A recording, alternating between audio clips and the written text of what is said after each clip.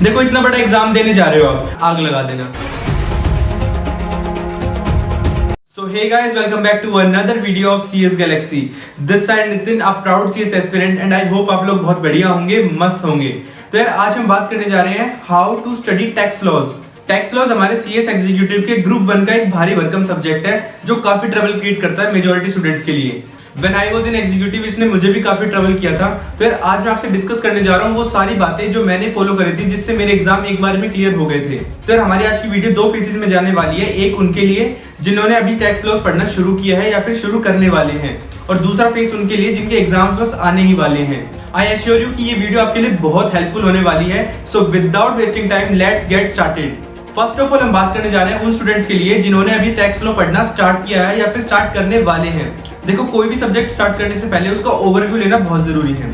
Tax law हमारे CS executive के group 1 का 100 मार्क्स का एक पेपर होता है जिसमें दो पार्ट होते हैं, एक होता है डायरेक्ट टैक्स और एक होता है इनडायरेक्ट टैक्स। डायरेक्ट टैक्स में हमारा इनकम टैक्स होता है और इनडायरेक्ट टैक्स में हमारे जीएसटी एंड कस्टम आते हैं। अगर मैं मार्क्स की बात करूं आउट ऑफ 100 50 मार्क्स का आपका डायरेक्ट टैक्स होता है जो कि इनकम टैक्स आता है जिसमें, और 45 मार्क्स का जीएसटी होता है और 5 मार्क्स का कस्टम होता है। ग्रुप 1 में हमारे 4 सब्जेक्ट होते हैं जिनमें से 3 सब्जेक्ट होते हैं सब्जेक्टिव और एक होता है ऑब्जेक्टिव जो कि टैक्स लॉज है हमारा। तो टैक्स के पेपर में आपको 100 क्वेश्चंस आएंगे जिनमें से 50 क्वेश्चंस होंगे डायरेक्ट टैक्स के और 50 क्वेश्चंस होंगे इनडायरेक्ट टैक्स के, जिसमें से 5 क्वेश्चन कस्टम के होंगे। तो यार subject like company law, tax law, they need special attention. ये ऐसे सब्जेक्ट है जिनमें एक्सक्लूसिव कंसिस्टेंसी की जरूरत होती है। अगर आपने इनमें एक्सक्लूसिव कंसिस्टेंसी नहीं दिखाई तो ये आपके लिए हर्डल बन सकते हैं, आगे जाके प्रॉब्लम क्रिएट कर सकते हैं बहुत ज्यादा। सिलेबस की अगर मैं बात करूं तो डायरेक्ट टैक्स में आपके 5 हेड होते हैं और बाकी छोटे मोटे चैप्टर होते हैं बाकी के, और इनडायरेक्ट टैक्स में आपके कस्टम तो अलग ही जाता है पोर्शन, और जो जीएसटी है उसमें काफी सारे छोटे छोटे चैप्टर्स होते हैं जिनमें से कुछ बड़े भी हैं जैसे आईटीसी हो गया, प्लेस ऑफ सप्लाई हो गया, ऐसे ही काफी सारे चैप्टर्स आपको मिलेंगे। One most important thing is that कि बाकी सब्जेक्ट्स में तो पार्शियल नोट्स अगर आप बनाते हो ना कि किसी चैप्टर के बना लिए किसी के नहीं बनाए, ऐसे अगर आपने पार्शियली नोट्स बनाए तो चल जाता है काम। बट टैक्स लॉ ऐसा सब्जेक्ट है जिसमें आई थिंक कि हमें 100% पोर्शन के सेल्फ नोट्स प्रिपेयर करने चाहिए क्योंकि इसका सिलेबस बहुत ज्यादा वास्ट होता है और आप अपनी लैंग्वेज में सेल्फ नोट्स बनाओगे तो ये आपको अभी तो काम आएंगी और एग्जाम के टाइम पर भी बहुत काम आने वाले हैं। देखो इसमें तो कोई डाउट ही नहीं है कि आईसीएसआई का मॉड्यूल बेस्ट है, वो तो बेस्ट है ही, बट टैक्स लॉ के सब्जेक्ट में हमें सेल्फ नोट्स ही काम आते हैं, मॉड्यूल इतना काम नहीं आता। एंड सेकंडली अगर मैं बात करूं स्कोरिंग की तो यार स्कोरिंग तो आपका 100% है, आप 100 मार्क्स भी ला सकते हो। एज यू नो कि एमसीक्यू सब्जेक्ट है, अगर आपके सारे एमसीक्यू सही होंगे तो नंबर कहीं कटेंगे ही नहीं।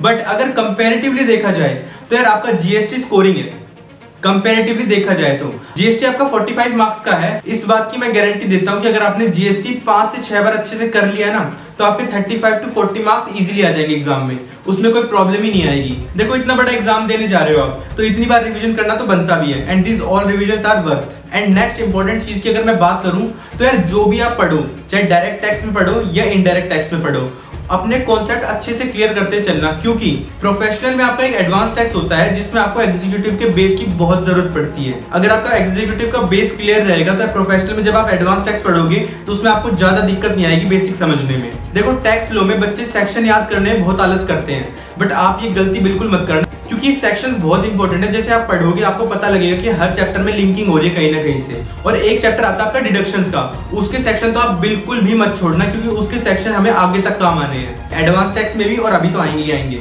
डायरेक्ट एमसीक्यू सेक्शन पर भी बन सकता है, लिमिट पर भी बन सकता है, कैसे भी बन सकता है छोटी छोटी बातों पर। तो बस आप कंसिस्टेंट रहो और जो भी आप पढ़ो उसमें कॉन्सेप्ट क्लियरिटी पे ध्यान देना। कॉन्सेप्ट क्लियर है तो कहीं दिक्कत नहीं आने वाली आपको। तो ये तो था उन बच्चों के लिए जिन्होंने टैक्स लॉ पढ़ना अभी जस्ट स्टार्ट किया है या फिर स्टार्ट करने वाले हैं। तो अब हम अपने सेकंड फेज की बात करें उन बच्चों के लिए जिनके एग्जाम बस आने ही वाले हैं, लास्ट टाइम चल रहा है बस। सो आई स्ट्रांगली गेस कि आपने अपनी रिवीजन तो एटलीस्ट स्टार्ट कर ही दी होगी या फिर 1-2 बार हो भी चुकी होगी। अगर कोई ऐसा है जिसने रिवीजन स्टार्ट नहीं करी है तो भाई रुक जाओ, सिलेबस को स्टॉप कर दो, अपनी रिवीजन स्टार्ट कर दो, ये रिवीजन का टाइम आ चुका है, एग्जाम पास में है।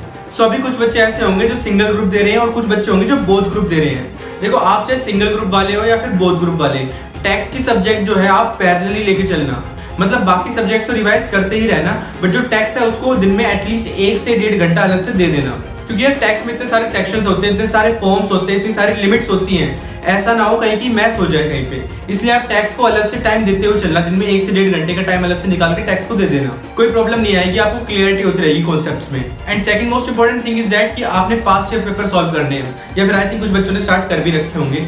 कोशिश करना कि आप पिछले एटलीस्ट 2 से 3 अटेम्प्ट के क्वेश्चन पेपर सॉल्व करके जाना, उससे आपको अलग ही कॉन्फिडेंस मिलेगा एक।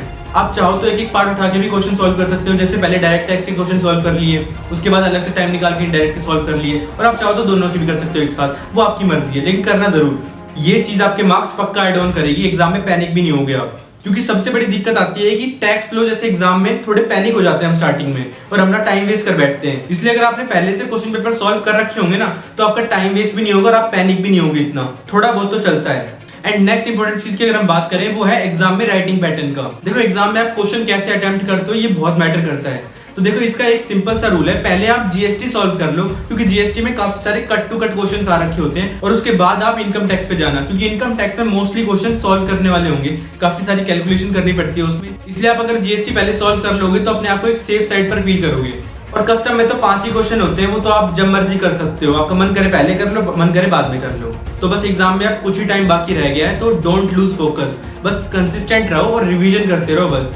अगर आपको कोई क्वेरी है, कोई कंफ्यूजन है, तो आप मेरे को इंस्टाग्राम पर कांटेक्ट कर सकते हो, या फिर कमेंट बॉक्स में भी अपनी क्वेरी डाल सकते हो। मैं आपको जितनी जल्दी हो सकेगा रिप्लाई कर दूंगा। बस अब आप अपनी तैयारी में कोई कमी मत आने दो। I wish you all the very best for the exams. मस्त तरीके से एग्जाम करना, आग लगा देना। और आपसे मेरी सिर्फ एक ही रिक्वेस्ट है कि जो भी आपके जूनियर है, आपके सीनियर है, जो टैक्स का एग्जाम देने जा रहे हैं या फिर जो टैक्स की पढ़ाई स्टार्ट करने जा रहे हैं, उनसे आप वीडियो जरूर शेयर करना और अपना रिव्यू जरूर देना कमेंट बॉक्स में।